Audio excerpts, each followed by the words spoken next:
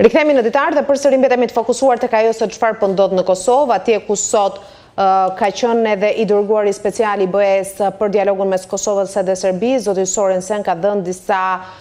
mesazhe edhe ai, sikurse të gjitha palët janë të ndërgjegjshme si nga majoranca edhe nga opozita se ky bllokim i institucioneve, i funksionimit normal të shtetit të Kosovës nuk mund të zgjasë pafund, ndonë fate të caktuara kushtetuese nuk ka, dhe Albulen Axhiu duket se mbetet emri që mban peng këtë marrëdhënie dhe mungesën e votimit mes opozitës edhe majorancës. Lëvizja Vetëvendosje nuk heq dorë prej emrit të saj dhe këtë ka bërë të ditur edhe Albin Kurti, pavarësisht qëndrimit që me cilin u has një ditë më parë teksa dilte nga salla e kuvendit, ai i refuzimit të gazetarëve për të qëndruar për balti sa ko një përgjigje prekosh për gazetarët nuk ka. Me zotin Lulzim Veliu i bëjmë një analizë të gjithë situatës në Kosovë. Mirë se vjen, kënaqësi që me neve dhe faleminderit shumë. Përshëndetje, faleminderit për ftesën. Zoti Veliu, jemi përballë faktit që 5 raunde janë të dështuara. Këtë të premte shkojmë drejt raundit të 6, që ashtu pritet të ketë rrjedhën e 5 seancave të shkuara. Mbetet realisht se zonja Axhiu dje u shfaq përpara medjave deri diku edhe e prekur, e quajti një gjuhë seksiste atë me cilën i drejtohen vetë asaj apo emrit të saj, duke thënë që është krenare për veten edhe për punën e bërë edhe në qeverisjen e zotit Kurti si ministre e drejtësisë. Është realisht emri i saj që mban peng këtë proces apo është thjesht një moment që po shfrytëzohet nga Albin Kurti? Jo, unë nuk mendoj se emri i zonjës Albulen Axhiu është ai që mban peng kuvendin e Kosovës. Unë mendoj se peng i kuvendi i Kosovës është peng i numrit të votave të pamjaftueshme të lëvizjes Vetëvendosje për të krijuar qeverinë, dhe kjo e shtyn atë që deri në momentin që të arrijnë të numrin e mjaftueshëm për krijimin e qeverisë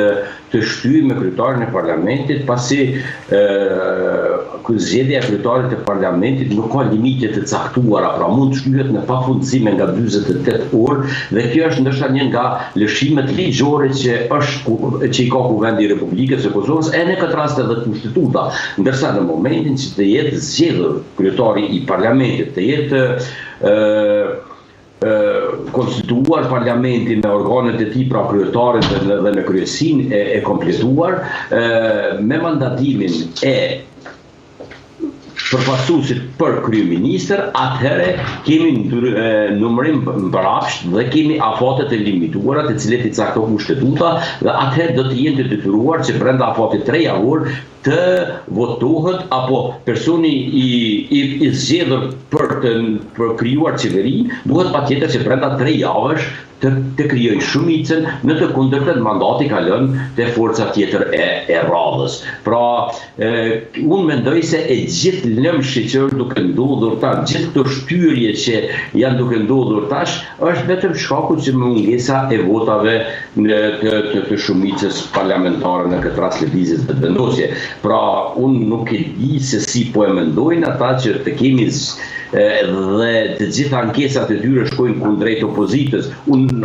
në tërësi nuk e lë vetëm lëvizjen Vetëvendosje si një shkaktar të gjithë këtij kaosi apo të gjithë kësaj zharditje, se pjesën e fajit të saj e ka edhe opozita, mirë po e ka në raport me numrin e votave të fituara. Unë e shoh shumë të paarsyeshme një subjekt politik i cili është forca e tretë parlamentare në këtë zgjedhje dhe refuzon në njërin anë bashkëpunimin, pra refuzon ftesën e dërguar nga zoti Kurti dhe lëvizja Vetëvendosje, pra po flasim për Lidhjen Demokratike të Kosovës, kurse në anën tjetër në raport me opozitën nuk është e gatshme të jetë pjesë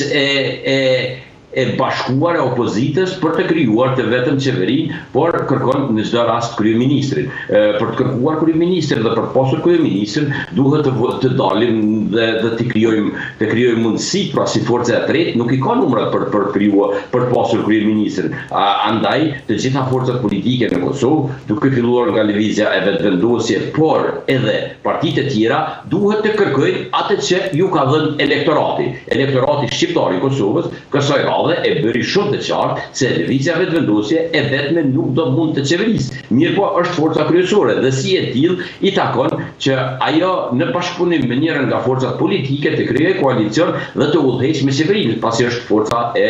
e parë apo forca kryesore në Vendalemi pak tek